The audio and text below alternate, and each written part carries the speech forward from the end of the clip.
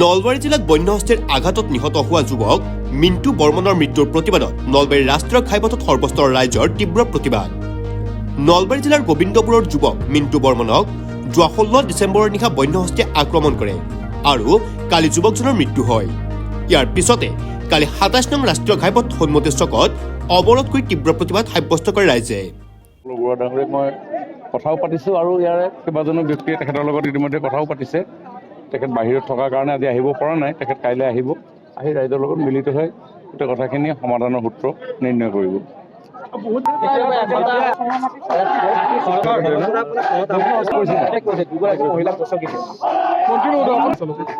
নাই আশা খবৰ মানে কি আৰু তেখেত এতিয়া ইয়াতে নাই, অহা কাইলৈ তেখেত আহিব, আহি ৰাইজৰ লগত আলোচনাত মিলিত হ'ব আৰু আমাৰ চৰকাৰীভাৱে এনেকুৱা ধৰণে বন্যপ্ৰাণী আক্ৰমণত যি আঘাতপ্ৰাপ্ত হয় বা মৃত্যুবৰণ কৰে তেখেতসকলক কিছু সাহাৰ্য দিয়াৰ ব্যৱস্থা আছে, সেইখিনিতো হ'বই। কিন্তু ডাঙৰ কথা হ'ল যে কোনো মানৱ জীৱন যাতে এনেধৰণে অকালত মৃত্যুবৰণ কৰিব লগা নহয়, সেইটো আমাৰ আটাইতকৈ ডাঙৰ ইছ্যু এতিয়া। গতিকে সেই বিষয়ে কি কৰিব পৰা যায় সেইটো চাবলগীয়া আছে। সেইবিলাক অনুমতি দিয়া সময়ত নিশ্চয় বিভাগে চোৱা চিতা কৰি পিনি দিয়ে কিজানি, গতিকে সংশ্লিষ্ট বিভাগে এই বিষয়ে গম পাব। কিন্তু এইটো ঘটনাটো দুৰ্ভাগ্যজনক, গতিকে এই দুৰ্ভাগ্যজনক ঘটনাত ৰাইজ মৰ্মাহত হোৱাটো স্বাভাৱিক কথা আৰু এনেধৰণে ৰাইজে ৰাজপথ অৱৰোধ কৰি অকণমান ক্ষোভ প্ৰকাশ কৰিছে। মোৰো সৌভাগ্য ৰাইজৰ লগত মুখামুখি হোৱাৰ, ৰাইজৰ মনৰ কথাখিনি গম পাই অন্ততঃ ইয়াতে হোৱা কথাখিনি মুখ্যমন্ত্ৰী ডাঙৰীয়াৰ আগত আজি কেবিনেটত আমি অৱগত ডেফিনেটলি অলপ নলবাৰীলৈ আহিছিলোঁ। ইয়াৰ পিছতে আমাৰ মেগা ঝুমুৰ আছে 24 তাৰিখে অসমৰ আদিবাসী চাহ জনগোষ্ঠী ৰাইজৰ এটা কৰম পৰৱৰ লগত সংগতি ৰাখি পৰিৱেশন কৰা এটা নৃত্য ঝুমুৰ, যি আমি বিহুৰ আৰ্হিত Guinness book of world records কৰিছিলোঁ। ঠিক তেনেধৰণে এটা বৃহৎ মেগা ঝুমুৰৰ কাৰ্যসূচী হ'ব। তাৰে আজি প্ৰাৰম্ভিক অলপ প্ৰস্তুতিৰ মিটিং আছিল, এতিয়া 12টা বজাত। অৱশ্যে মই এতিয়া 12:30 বাজিলে আৰু সেই সম্পৰ্কত আজি আলোচনা আছে। অসমৰ বিভিন্ন বিশেষজ্ঞসকল আহিছে তাতে আমি আলোচনাত মিলিত হ'ম।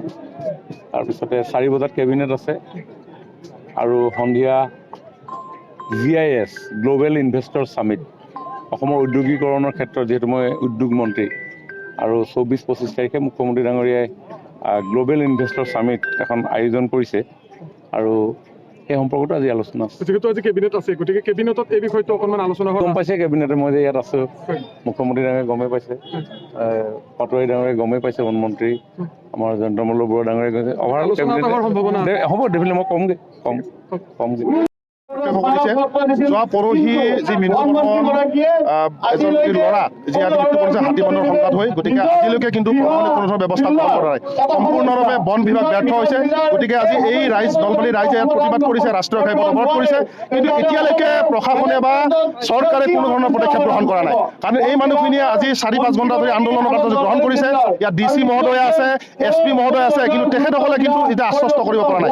গতিকে মই বন বিভাগক অনুৰোধ জনাইছোঁ, তেখেতসকলে এই অনুষ্ঠান পৰিদৰ্শন কৰক আৰু পৰিদৰ্শন কৰি যি তেওঁলোকৰ প্ৰাপ্তি আছে, যি তেওঁলোকৰ দাবী আছে, সেই দাবী মানুহৰ কাৰণে মই অনুৰোধ জনাইছোঁ।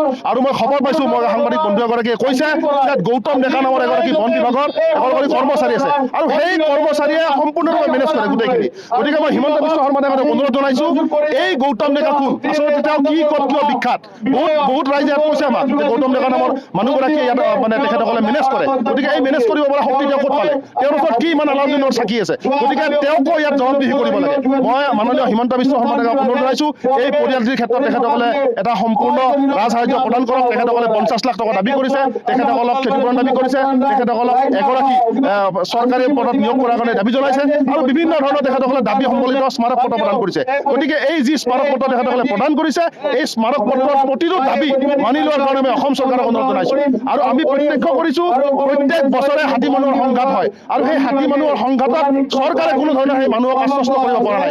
গতিকে মই মুখ্যমন্ত্ৰী মহোদয়ৰ হস্তক্ষেপ বিচাৰিছোঁ আৰু মুখ্যমন্ত্ৰী মহোদয়ৰ অবিহনে কোনো ধৰণৰ এই ক্ষেত্ৰত কিন্তু সমাধান নহয়। গতিকে যদি হিমন্ত বিশ্ব শৰ্মা ডাঙৰীয়াই এই বাতৰি পৰিৱেশন কৰাটো চাই, তেতিয়াহ'লে মই তেখেতক অনুৰোধ জনাম, হাতী মানুহৰ সংঘাতৰ ক্ষেত্ৰত তেখেতসকলে যি কৰিব লগা আছে, যি আইন প্ৰস্তুত কৰিব লগা আছে বা তেখেতৰ হস্তক্ষেপ কৰিব লগা আছে, অনতি বিলম্বতে হস্তক্ষেপ কৰি এই ক্ষেত্ৰত এটা সমাধান তেখেতে কৰিব লাগে বুলি এই দাবীথলীৰ পৰা অনুৰোধ জনাইছোঁ। এই আক্ৰমণত যোৱাকালি যি মিণ্টু বৰ্মনৰ মৃত্যু হৈছে আৰু এই মিণ্টু বৰ্মনৰ মৃত্যুত তেওঁৰ আত্মাৰ চিৰ মান্তি আমি ভগৱানৰ ওচৰত প্ৰাৰ্থনা জনাইছোঁ। আৰু আজি প্ৰতিবাদ হৈছে নলবাৰী জিলাৰ এই উত্তৰ পাৰত দীৰ্ঘদিন ধৰি বন্য হস্তীৰ যি তাণ্ডৱ, এই তাণ্ডৱত আজি সৰ্বসাধাৰণ ৰাইজ বিভিন্ন ধৰণৰ ক্ষতিগ্ৰস্ত হৈছে। শাৰীৰিকভাৱে আক্ৰমণৰ বলি হৈছে। বিভিন্ন কৃষিভূমি ইতিমধ্যে এই বন্য হস্তীয়ে তাণ্ডৱ চলাই নষ্ট কৰিছে।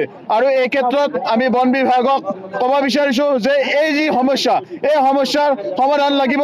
আৰু আজি প্ৰতিবাদস্থলীৰ পৰা এটা কথা স্পষ্টভাৱে ক'ব বিচাৰিছোঁ, যেতিয়ালৈকে বন মন্ত্ৰী আহি ইয়াত উপস্থিত নহয় তেতিয়ালৈকে এই প্ৰতিবাদস্থলীৰ পৰা ৰাইজ শান্ত নহয়, এই কথা স্পষ্ট। News desk report, news any 365। Stay informed, stay ahead. News Any 365.